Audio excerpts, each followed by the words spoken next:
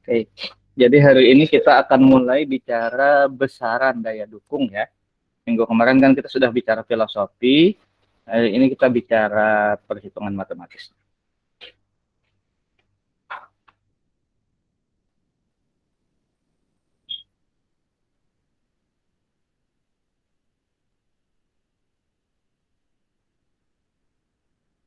Ini sudah kelihatan slide-nya?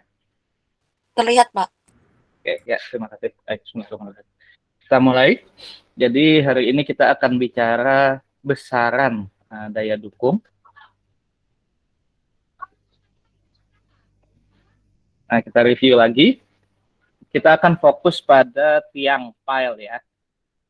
Jadi kita akan bicara tiang pancang di sini.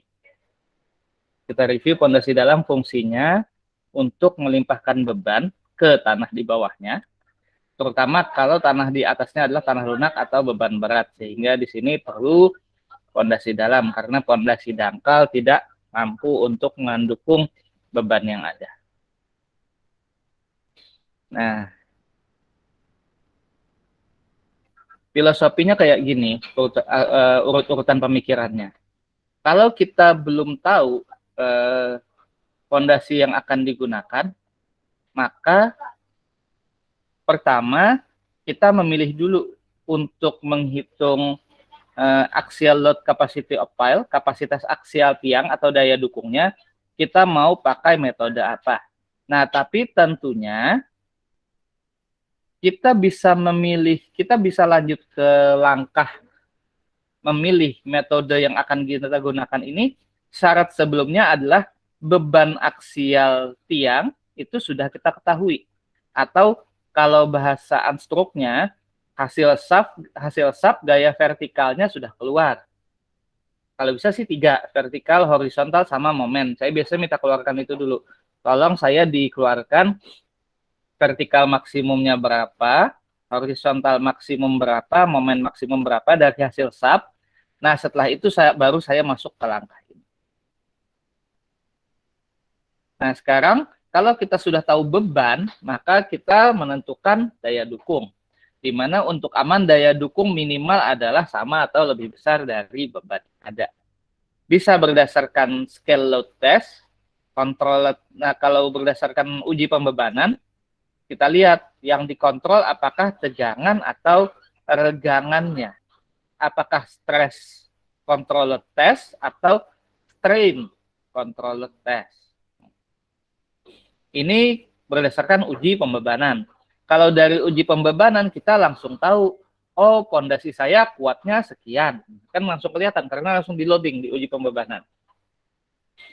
Nah, atau menggunakan analysis based on pile driving dynamics atau dynamic methods. Nah, ini biasanya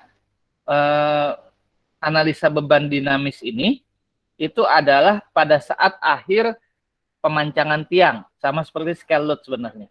Di mana di sini kita lihat kekuatan tiang berdasarkan beban dinamis.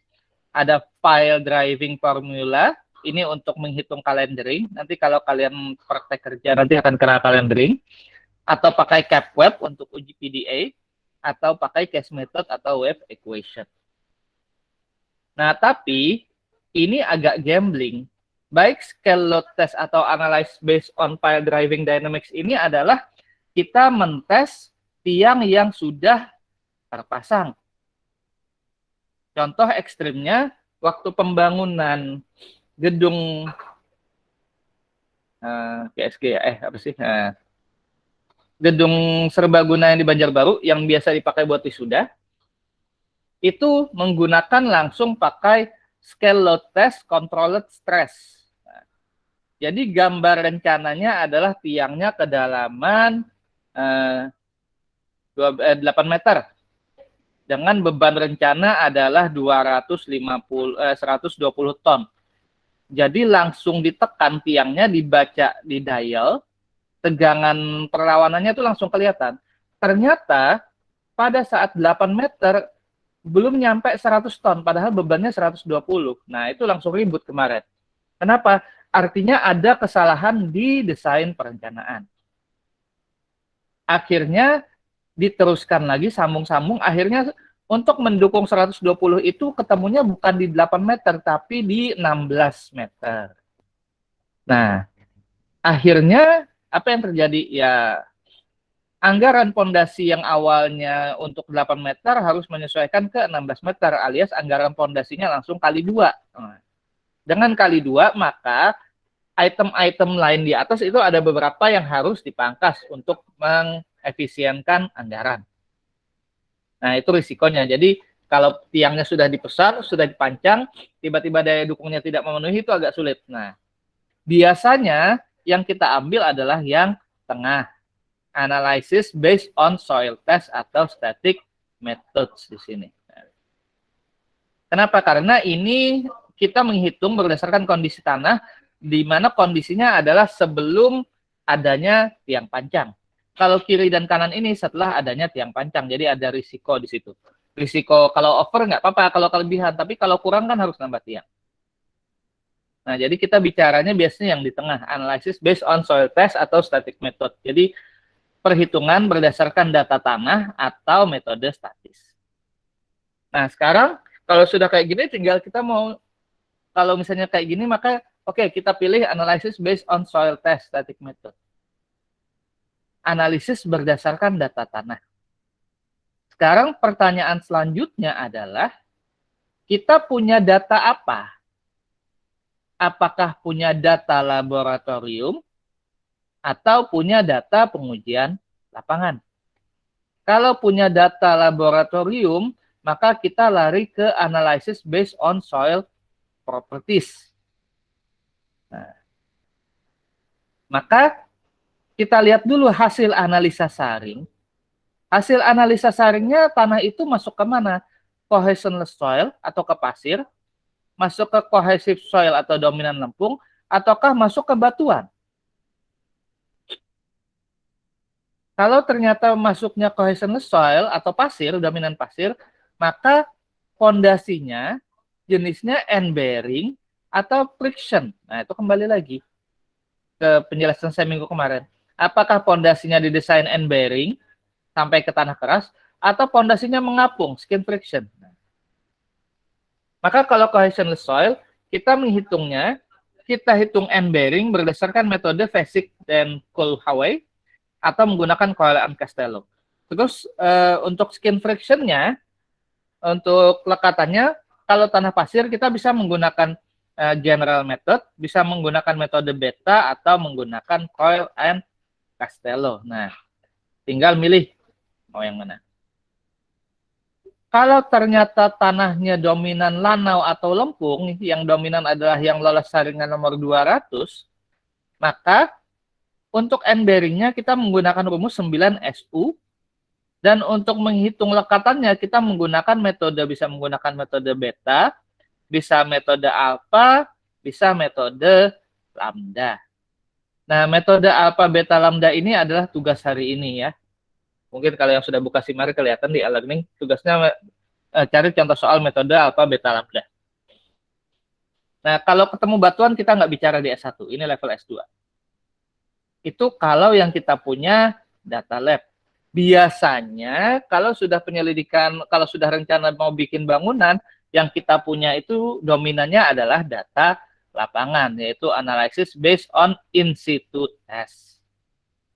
Nah, tinggal data lapangannya kita punya data sondir, con penetration test, atau punya data SPT.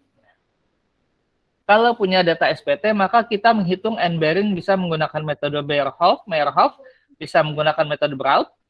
Skin friction-nya juga bisa menggunakan Meyerhof, bisa menggunakan metode Braut. Kalau kita punya data sondir, maka end bearing-nya kita bisa menggunakan rumus sondir, Dutch, atau menggunakan rumusnya Perancis, LCPC. Ada yang TA LCPC kemarin ini. Kemudian untuk lekatannya bisa menggunakan, biasanya kita menggunakan metode Smartman-Nottingham atau LCPC juga. Nah, khusus buat, biasanya kalau SPT kita menggunakan Meyerhof ya. Sondir biasa menggunakan kita Dutch sama Smartman-Nottingham di sini. Ini yang biasa saya gunakan dan teman-teman di Unlam gunakan, bapak-bapak senior kalian gunakan, itu biasanya kita pakai Meyerhoff sama untuk SPT pakai Meyerhoff, kalau sondir pakai Smartman Nottingham.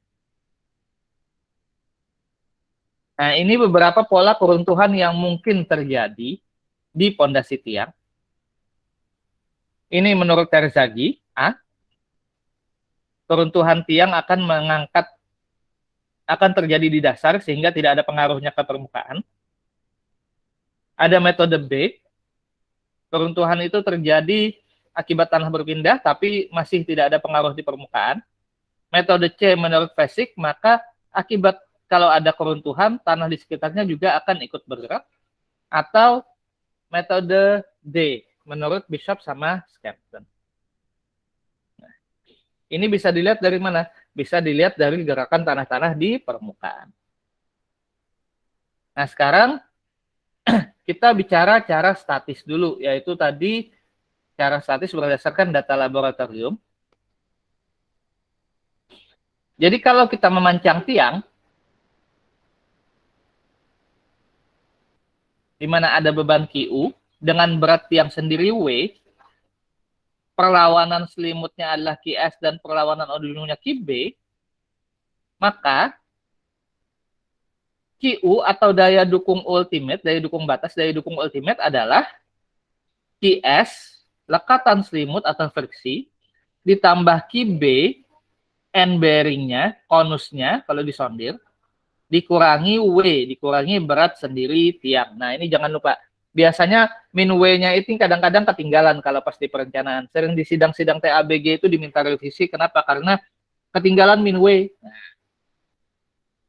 daya dukung batas tiang atau Q ultimate, QU ini, dapat diturunkan menggunakan dasar-dasar mekanika tanah, di mana daya dukung dianggap merupakan jumlah dari gesekan atau skin friction dan daya dukung ujung atau end bearing resistance, yaitu Q ultimate adalah QB, Q bearing tambah QS, Q skin friction, min W. Di mana general behavior-nya adalah self resistance fully mobilized bila tiang bergerak cukup kecil, lebih kecil dari 0,01 D. Base resistance mobilized bila tiang bergerak 0,1 D. Jadi lekatan selimut itu bekerja sempurna kalau pergerakan tiang sudah lebih kecil dari 0,01 D. Dan tahanan ujung itu bekerja sempurna kalau gerakan tiang itu 0,1 kali D atau diameter. Ini untuk kontrol apakah QB dan QS-nya ini sudah bekerja maksimal ya. Jadi rumus umumnya Q ultimate, ini ultimate ya, masih bukan izin. Q ultimate, Q izin adalah Q ultimate dibagi SF. Ini kondisi ultimate. QU sama dengan QS tambah QB min W. Nah, ini masih kembali ke cerita minggu kemarin. End bearing tambah versus friction pile. Nah, kalau friction pile, loadingnya naik, maka ada suatu saat settlement-nya itu akan konstan di sini. Tapi kalau pakai end bearing, maka di sini QS-nya akan turun terus. Kenapa? Karena lekatan selimutnya itu akan stop akibat dia nggak kerja lagi. Tapi daya dukung ujungnya akan naik terus dan QU-nya akan konstan. Sebenarnya ujungnya sama kan ya? QU-nya ini sama polanya. Jadi sebenarnya nggak masalah friction pile atau end bearing. Mau pakai yang mana? Yang penting kalian hitung betul-betul sesuai kaidah keilmuan dan SF-nya betul. Nah, tadi kita bicara ultimate QU, yaitu ultimate limit state design. Di mana key design atau key izin adalah QB per FB tambah QS per FS min W. Kalau tadi QU adalah QB tambah QS min W, maka key design adalah QU dibagi SF atau daya dukung ultimate dibagi angka keamanan. Di mana FB dan FS adalah angka keamanan untuk komponen daya dukung ujung, end bearing strength, dan daya dukung gesek. Nah, Sekarang kalau sudah tahu, tinggal kita hitung berapa QB, berapa QS. Nah, QB itu posisinya di bawah sini. Ini bisa kita anggap sebagai pondasi daya dukung pondasi dangkal dengan luasan pondasinya adalah sebesar A tiang, itu bisa. Sehingga di sini QB bisa kita anggap adalah luasan tiang A, B dikali CNC tambah QNQ dikurangi setengah gamma B N gamma. Di sini rumus daya dukung ujung, atau kalau kita tuliskan dengan bentuk lain menjadi QB sama dengan AB CB NC tambah P0 NQ min 1 tambah gamma kali D per 2 kali N gamma tambah P0 min WP, di mana WP di sini adalah berat tiang. Dengan AB adalah luas penampang ujung, CB itu kohesinya, ingat rumus pondasi dangkal Mekan 1, PO-nya overburden stress di ujung tiang, yaitu gamma kali H, dan D adalah lebar tiang di sini, atau diameter tiang. Ini D, ini H0-nya tadi, ini QS ke atas, ini panjang tiang ke kanan, dan QB adalah ujungnya.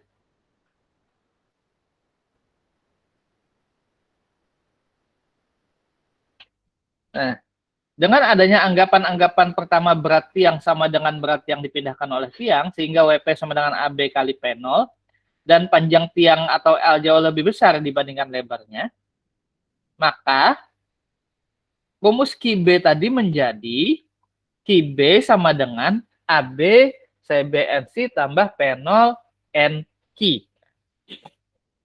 Jadi ini adalah besarnya daya dukung ujung tiang pancang berdasarkan data laboratorium, yaitu QB sama dengan AB CNC tambah QNQ atau P0 NQ.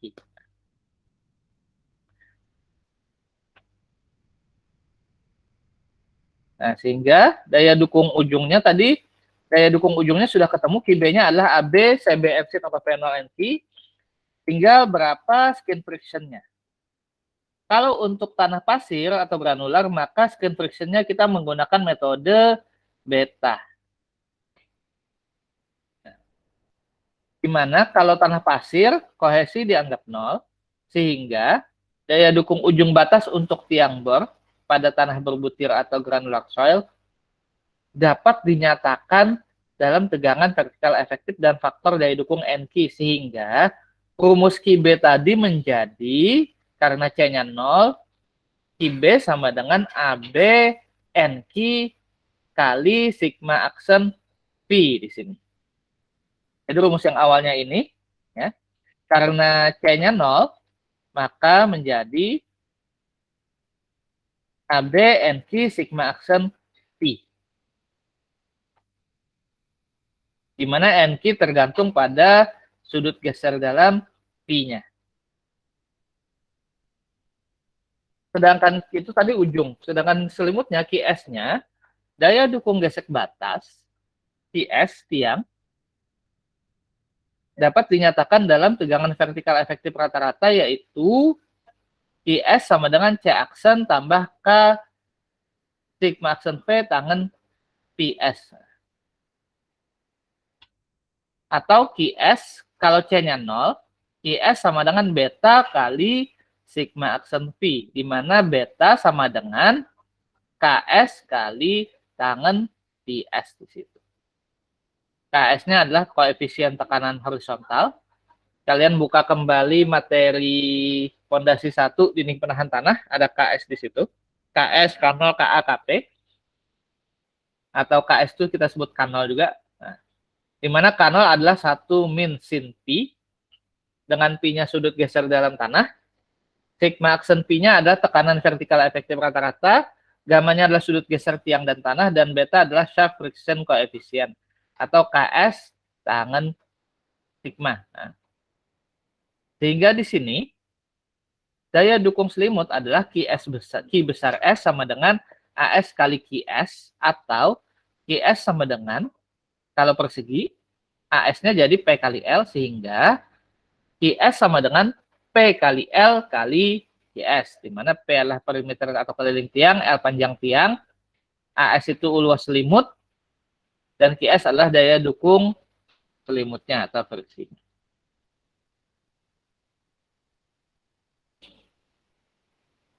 Kalau ada yang mau ditanyakan, langsung saya dipotong aja nggak apa-apa ya, daripada lupa nanti nunggu selesai. Jadi ini untuk pasir ya kasusnya, untuk granular. Jadi kalau pasir ujungnya adalah QB adalah AB N Q sigma aksen V, dan selimutnya adalah QS adalah AS kali QS. Nah, tapi di sini masih kondisi ultimate ya, belum kita bagi SF ini. Tinggal nanti kalau mau daya dukung izin atau daya dukung desain, kita Q ultimate-nya kita bagi SF. Nah, sekarang yang jadi masalah di sini adalah menentukan beta. Beta atau koefisien friksi tiang adalah KS kali tangan Pi, di mana KS adalah sama dengan K0, 1 min sin Pi. Nah, yang jadi masalah ini, harga gamma atau harga betanya ini berapa? AAS 966 dan KS Brooms. Nah, sekarang harganya ini tinggal kita lihat jenis tiang yang kita gunakan.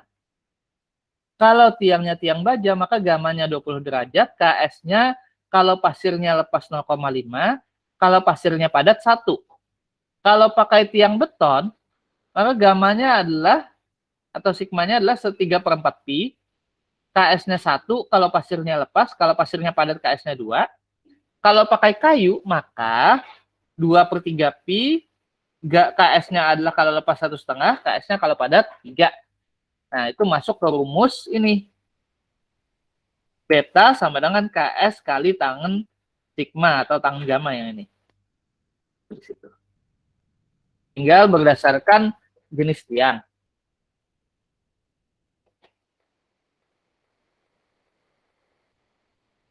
Nah, sekarang kalau kita mau menghitung berapa resistance friction atau Fs kecil, maka menggunakan metode beta tadi, bisa juga kita hitung Fs sama dengan beta kali sigma aksen Z untuk efektif stresnya, dan total stresnya menggunakan metode alpha, yaitu Fs sama dengan alpha kali Su.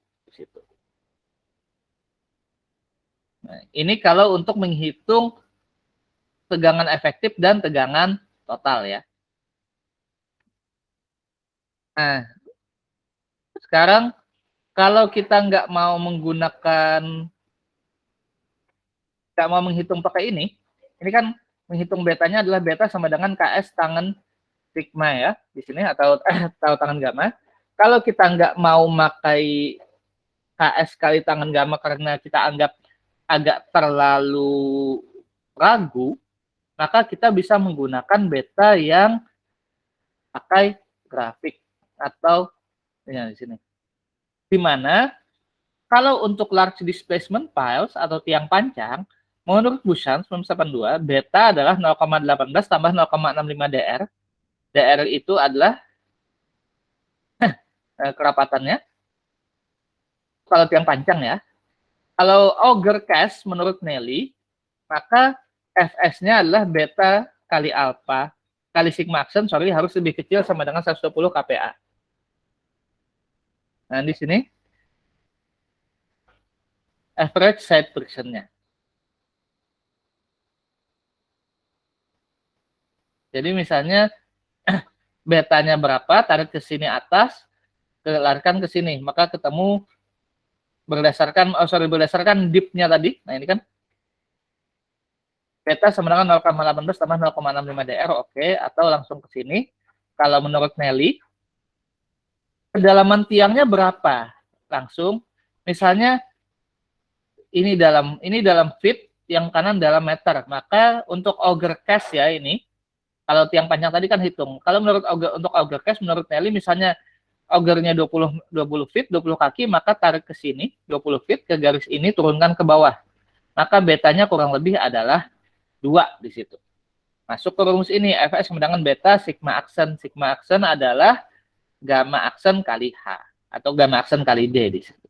Ini untuk metode Nelly untuk auger cast. Jadi ini kedalaman tiang dalam feet, ini kedalaman tiang dalam meter, ini average betanya. tarik dari kedalaman dapat beta, masukkan ke rumus ini, di mana betanya Fs-nya harus lebih kecil atau sama dengan 140 kPa. Jadi kalau hasil perhitungan lebih 140 kPa, kita pakai 140. Ini untuk auger. Kalau untuk tiang panjang kita hitung. Ini untuk pasir juga ya, masih sand. Nah sekarang kalau buat clay, maka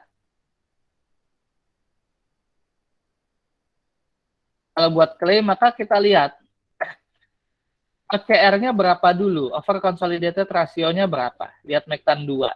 OCR adalah sigma aksen C per sigma 0 atau PC P kritis per P0. Berapa OCR-nya? Misalnya OCR-nya 1, normally consolidated, tarik ke bawah. Ini tinggal sudut gesek dalamnya P aksennya 30 derajat atau 20 derajat, lebih mendekati mana. Misalnya tanahnya 30 derajat, tarik 1, 30, tarik lagi ke sebelah. Maka betanya kurang lebih 0,25 dan nilai SU per JZ-nya kurang lebih juga di sini adalah 0,25. Ini untuk clay. Metode beta. Nah, kalau nggak pakai metode beta, maka kita menggunakan Coyle and Castello pertama untuk ujung.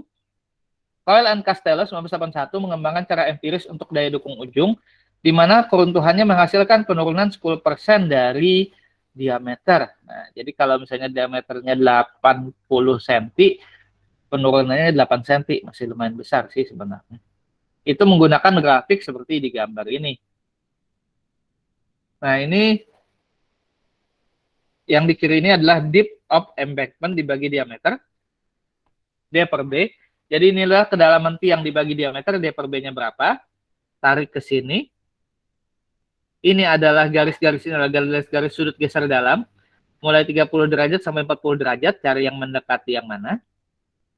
Kemudian, ini KPA, resistance-nya QI. Ini sama, atas bawah ini sama. Nah, ini net unit and bearing. Ini net unit and bearing resistance sama sebenarnya. Nah, kita lihat di sini.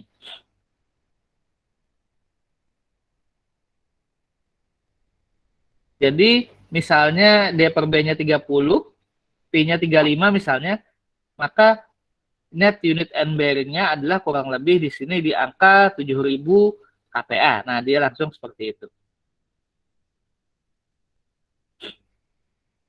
Ini menurut Coyle and Castello, tapi ini sangat-sangat apa sih namanya? Sangat-sangat simpel sekali dan penurunannya cukup besar ya. Jadi lebih kadang-kadang kita lebih yakin ngitung daripada kita main-main di grafik kan. Nah, itu ujungnya. Sekarang kalau geseknya pakai grafik yang ini sama D per B juga di sini, tarik ke bawah. Ini P-nya. Unit skin friction-nya di atas KPA. Nah, itu tinggal dilihat. Cuman yang jadi masalah di Coyle and Castello ini adalah ini, penurunan 10% diameter itu agak lumayan besar. Kalau diameternya 80 cm, artinya 8 cm dia turun. Ini kasus-kasus untuk tanah pasir tadi ya. Jadi betanya tanah lempung. Nah sekarang, kalau pada tanah lempung atau lanau, tanah kohesif, maka pertama, kita lihat dulu kalau tiang bor pada tanah lempung, daya dukung ujung batas atau ultimate end bearing resistance pada tiang pada tanah lempung sering dinyatakan dalam kuat geser tak terdrainase atau undrained shear strength. Nah, CU sebagai berikut. Di mana di sini QB kecil adalah NC kali CU dan daya dukung ujung end bearing-nya Q besar B adalah AB NC CU. Di mana NC-nya itu biasanya langsung kita taruh 9 kalau ujung tiang terletak di bawah muka tanah lebih dari 4 kali diameter. Misalnya kita pakai tiang dalam 4 meter, diameternya 8. Nah, itu kan 4 kali 8 cm kan 32 cm kan 0,32 meter, maka 4 meter sudah lebih. Jadi NC-nya kalau kayak gitu langsung taruh 9 di sini. Jadi tiang bor daya dukung batasnya QB-nya adalah 9 AB CU. Langsung kayak gitu. Dan daya dukung gesek batasnya untuk tanah stiff over consolidated clay dapat dihitung dengan menggunakan metode alpha, yaitu QS kecil sama dengan alpha kali CU, dengan QS besar adalah AS di luas selimut ya dikali QS, dengan alpha adalah faktor adhesi. Nah, alpha dari mana? Kalau tadi kan beta end bearing itu menggunakan perhitungan. Nah, sekarang alpha ini untuk menghitung selimut juga kan. Alpha dilihat berdasarkan grafik ini. Ini nilai alpha yang paling kiri. Nah, ini SU, Andrean Shear Strength, SU-nya di sini. SU dari mana? SU-nya bisa dari direct shear, bisa dari fan shear. Nah, atau kalau punya triaxial ya nggak apa-apa. Biar paling gampang kan fan shear test. Kalian praktikum kan fan shear pasti ada. Jadi hasil fan shear berapa? SU-nya pound per feet square. Tarik ke grafik ini, tarik ke atas, ini alpha bawah, sumbu X-nya SU, tarik ke sini, tarik ke sumbu Y, itu nilai alpha. Nah, garis miring-miring ini yang mana, Pak? Garis miring-miring ini milik masing-masing peneliti. Tinggal kalian mau pakai garis punya siapa. Ini agak ribet sedikit. Nah, apa mau pakai garis punya API 1974, atau punya McCarthy, atau punya Peck, atau punya Tomlinson. Nah, biasanya kita menggunakan antara Peck atau Tomlinson biasanya. Karena literaturnya agak kebanyakan di situ sih sebenarnya. Nah, ini untuk menentukan nilai alpha kalau berdasarkan grafik ya. Ini untuk posisi SU.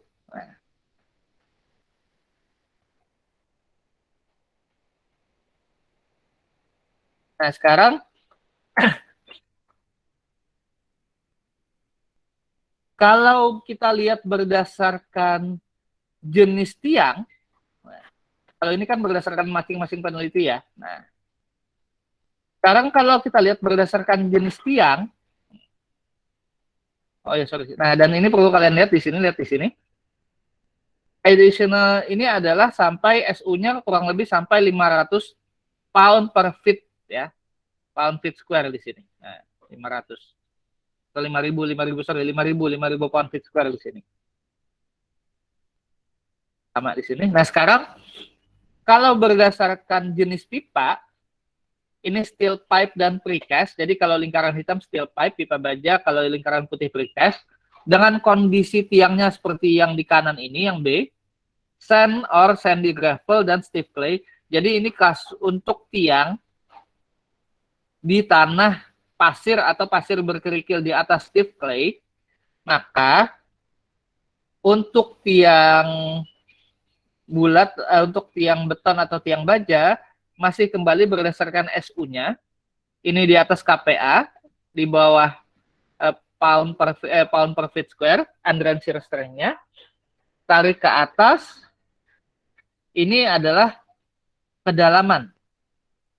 Apakah kedalaman tiangnya kurang dari 10 kali diameter, kedalaman tiangnya sama dengan 10 kali diameter, atau lebih dari 40 kali diameter. Kita biasa main yang di bawah ya, lebih dari 40 kali diameter. Misalnya, Andrean shear strength-nya kita 150 kPa. Oke, 150 kPa, tarik ke bawah, ketemu garis ini, tarik lagi ke kiri. Maka ketemu alfanya kurang lebih 0,4. Nah, itu kayak gitu, cari nilai alfa. Untuk kondisi seperti ini. Kalau sudah dapat nilai alfa itu, masuk ke rumus ini. QS adalah alfa kali CU, kohesi Andrean juga sama, dan selimutnya adalah, lingkaran selimut adalah AS, luas selimut dikali QS. Nah, jadi tadi kan kita bicara cari alfanya berdasarkan grafik ini.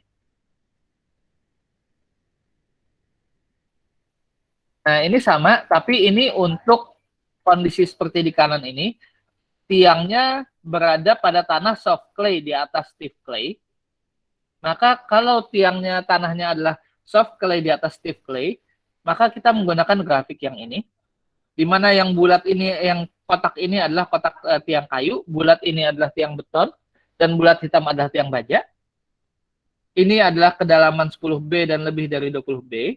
Maka seperti tadi, misalnya 150 kPa, kedalamannya lebih 20 B, tarik ke sini, tarik lagi sebelah. Maka alfanya kurang lebih 0,75. Setelah itu langsung masuk ke rumus.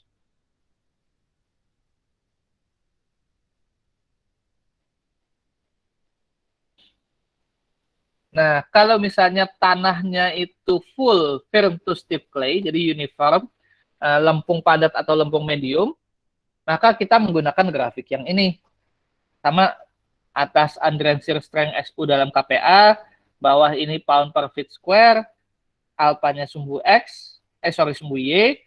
Nah, ini yang bawah ini adalah kedalaman sama dengan 10B, dan ini kalau kedalamannya di atas lebih dari 40B. Jadi kita pakai yang grafik atas.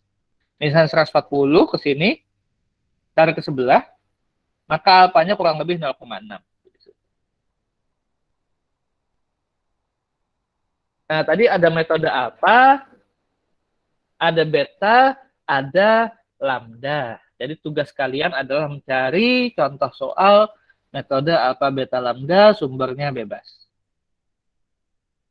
Nah, metode lambda, PJ Verghia dan Fox 1972, Kraft, Fox, dan Amareng-Sihe 1981, mengembangkan cara lambda untuk menghitung gesekan. Di mana rumus skin friction rata-rata menurut metode lambda adalah Fs average sama dengan lambda dikali sigma vertikal rata-rata ditambah 2 kali Andrean shear strength rata-rata. Nah, jadi sigma vertikal rata-rata ditambah 2 SU average dikali lambda. Nah, ini gambar ini frictional capacity koefisiennya, lambdanya di atas, ini sumbu Y.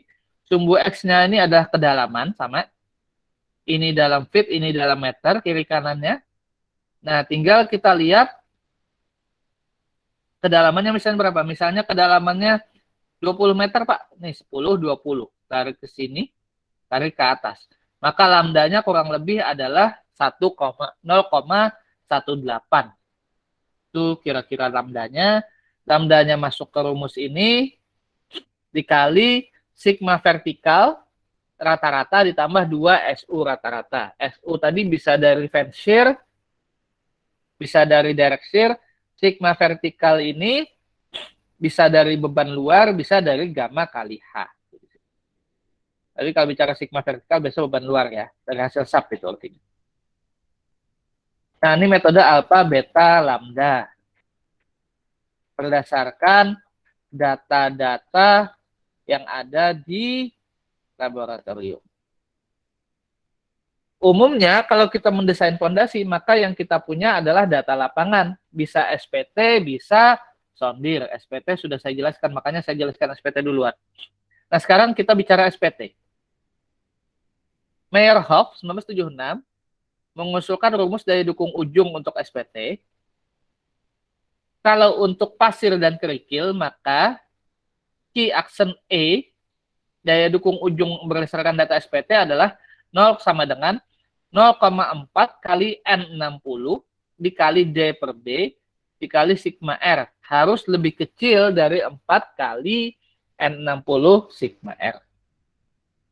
N60 ini apa? N60 ini adalah nilai NSPT terkoreksi yang lebih dari 60. D ini adalah kedalaman tiang, dan B adalah diameter atau lebar tiang. Dikali sigma aksen R di sini. Di mana nilainya ini tidak boleh lebih besar dari 4 kali N60 sigma aksen R. Jadi kalau misalnya kalian menghitung dengan rumus ini hasilnya lebih besar dari 4 N60 QR, maka yang kita gunakan adalah yang nilai 4 N60 QR. Ini 460 QR, 4 N60 sigma R ya, untuk pasir. Untuk silt atau untuk lenau lempung, maka daya dukung ujungnya Q aksen E sama dengan 0,460 D per B sigma R harus lebih kecil sama dengan 3 N60 sigma R.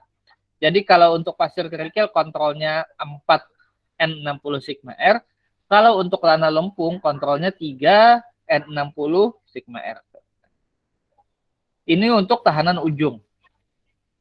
Nah, kalau untuk selimutnya, kalau large displacement pile atau tiang panjang di tanah kohesif, di tanah pasir misalnya, maka Fs-nya adalah sigma R per 50 kali N60. Kalau small displacement pile, contohnya tiang panjang baja, maka Fs-nya adalah sigma R per 100 N60. Insya Allah minggu depan kita akan bicara khusus mengenai SPT ya. Nah, sekarang yang umum di Banjarmasin biasanya sondir. Kenapa? Karena SPT lebih mahal. Nah, sekarang kalau berdasarkan data sondir, maka kita lihat dulu bebannya. Apakah bebannya beban sementara, beban statis, atau beban dinamis. Bedanya di mana? Bedanya di nilai SF ini. Ini QA, key allowable sudah. Jadi sudah daya dukung izin ya. Nah, 2, 3, 5 ini adalah safety factor end bearing. 5, 5, 8 ini adalah safety factor untuk gesek. Di mana rumus sondir secara umum adalah luas A dikali QC ditambah luas selimut kali JHP per SF. Tinggal SF-nya 25, 35, atau 58. Kalau buat beban sementara, contohnya beban sementara misalnya, apa ya beban sementara ya? Timbunan jalan sementara yang nantinya akan dipinggirkan, terus mungkin bangunan-bangunan direksikit sementara. Nah, maka key allowable-nya adalah A dikali P, yaitu luas penampang tiang dikali konus, bagi 2, tambah luas selimut dikali friksi dibagi 5.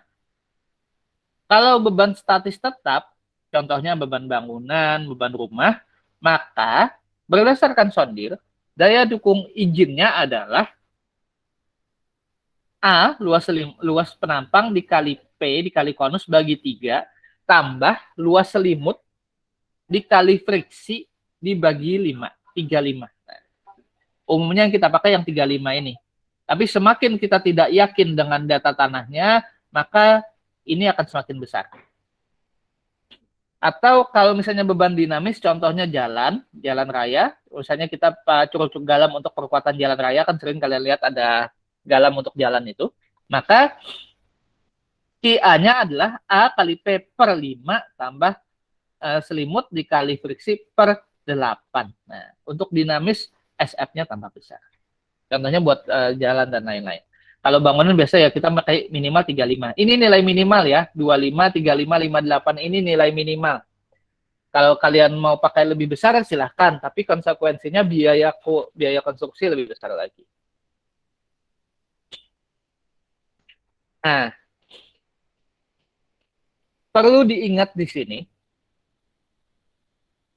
ini adalah data sondir, misalnya kalian praktikum, kalian sudah sering lihat kan, data konus. Maka kalau kita merencanakan suatu pondasi, jangan merencanakan pondasi di kedalaman yang di sini, yang di puncak, jangan. Tapi kedalaman di mana dia mulai naik atau di lerengnya, taruh di situ. Level of pile point. Nah, jadi di sini. Di mana di sini ada jarak dari puncaknya. Kenapa? Kadang-kadang kalau pas pelaksanaan, kalau tiba-tiba terlalu bersemangat mancang, kalau sudah taruh di sini kan dia mulai turun kan ya. Nah, jadi perhatikan data sondirnya, taruh tiang posisi dia mulai naik konusnya. Jangan di sini. Ini betul ujung, tapi di bawahnya kan dia turun.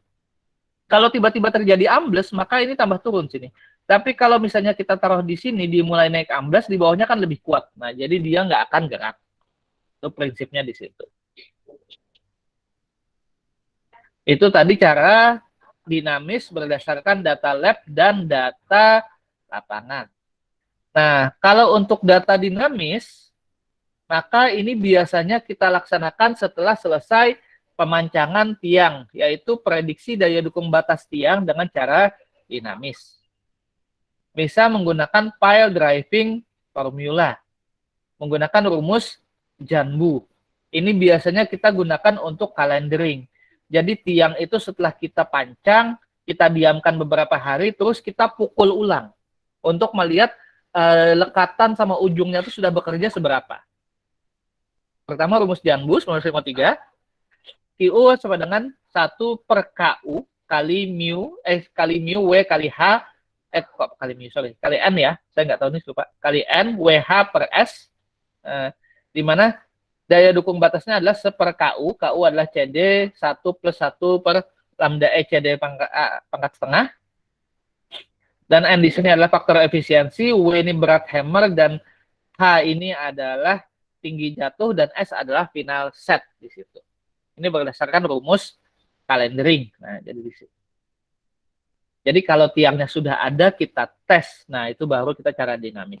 Kalau cara statis tadi, tiangnya belum ada, kita hitung berdasarkan kondisi tanah. Kalau ini tiangnya sudah settle, sudah jadi tiang, mau dibebani, kita tes dulu dia masuk apa enggak bebannya.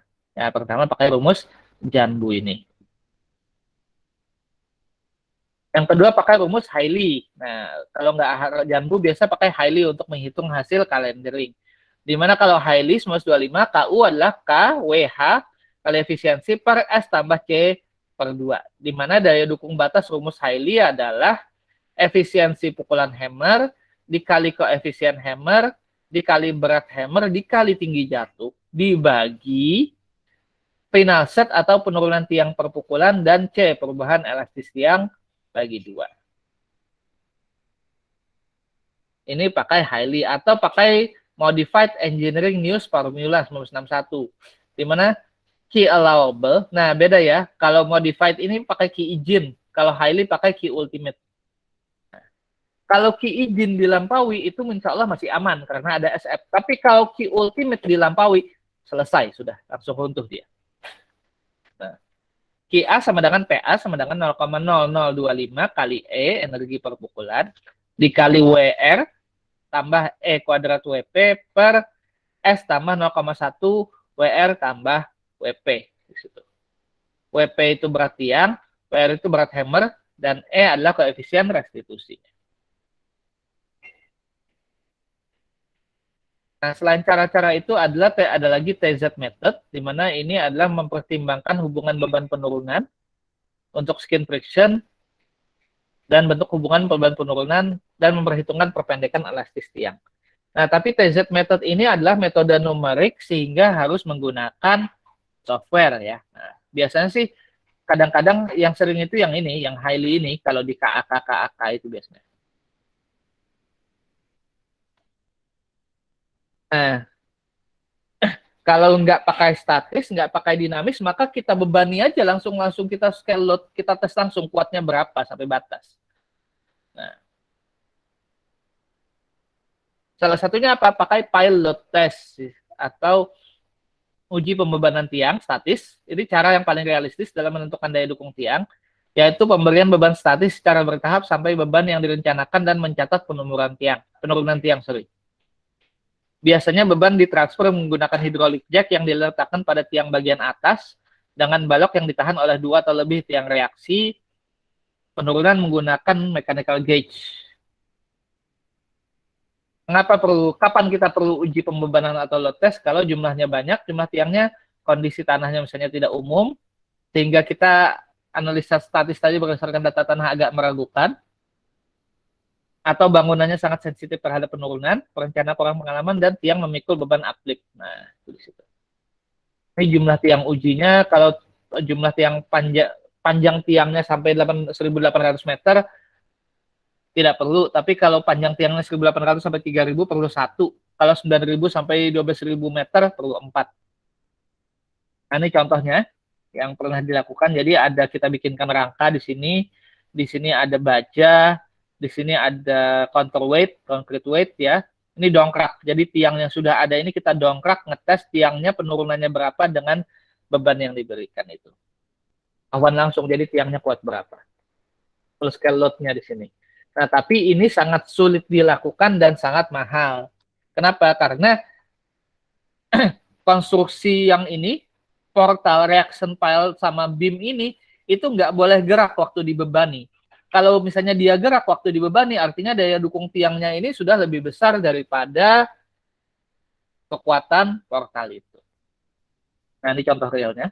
Saya sendiri belum pernah menyaksikan secara langsung ya, loading di lapangan ini, di Banjarmasin. Yang mahalnya itu luar biasa. Atau ada lagi juga menggunakan metode Davison. Nah, hasil pilot ini antara lain kita gunakan dianalisis menggunakan metode Davison misalnya. Metode Davison, jadi tadi antara beban sama penurunannya, ini penurunan, ini beban, itu kita bikin grafik. Kemudian kita hitung batas penurunannya 4 mili di sini.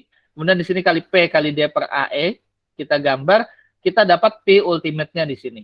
Ya, jadi dapat perpotongannya di situ. Di mana B adalah foundation diameter, P-nya applied load-nya, sigma-nya settlement, ini adalah nilai penurunan. D-nya foundation deep, kedalaman pondasinya. Ini luas penampang pondasi, dan E adalah modulus elastisitas dari bahan pondasinya, apakah dia steel, apakah dia konkrit atau kayu.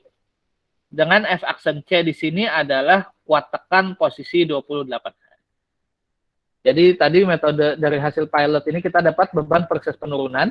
Ini bebannya di sini dari dongkrak, penurunannya dari dial gauge. Pertama bisa diolah menggunakan metode Davison, kemudian bisa chin, majur kiwik, dan lain-lain. Nah, silakan. Sampai sini ada yang mau ditanyakan? Untuk tugasnya kalian cari contoh soal alfa, beta, lambda ya. Kenapa? Karena saya sendiri akan lebih fokus di sondir sama SPT, biasanya sih di situ. Tapi alfa, lambda, beta, lambda kadang-kadang kita perlu. Ada yang mau ditanyakan? Silakan sampai sini.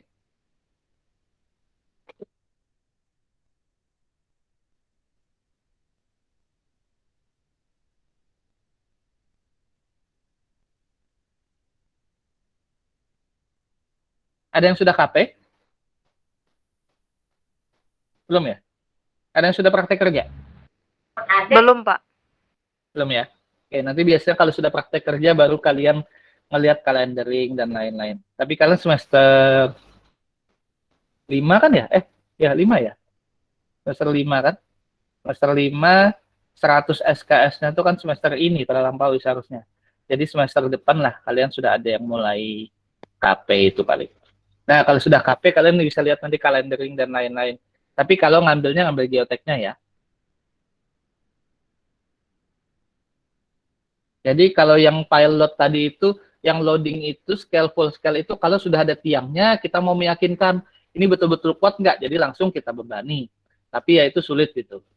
Terus kalau yang dinamis tadi itu, habis kita mancang tiang, kita tes, tapi tesnya itu bukan full scale, bukan dibebani, tapi dipukul ulang.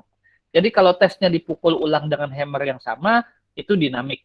Tapi kalau dibebani langsung dengan suatu konstruksi tertentu, itu full scale load test.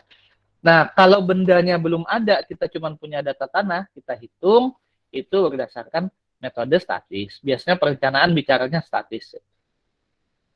Nah, tapi kekurangannya, kalau kita cuma punya uji lapangan kayak sondir atau SPT, biasanya kalau sidang-sidang TABG nanti ditanya, ini desain bangunan ini penurunannya berapa? Nah, nggak bisa jawab. Makanya bagusnya sih kita punya data lab, punya data lapangan. Tapi kalau duitnya mepet ya nggak apa-apa lah, minimal kalau bisa sih data lapangan aja yang didahulukan.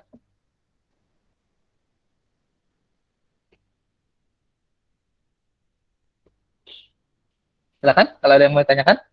Tugasnya dilihat di e-learning ya nanti ya. Saya belum lihat absennya, jangan lupa absen.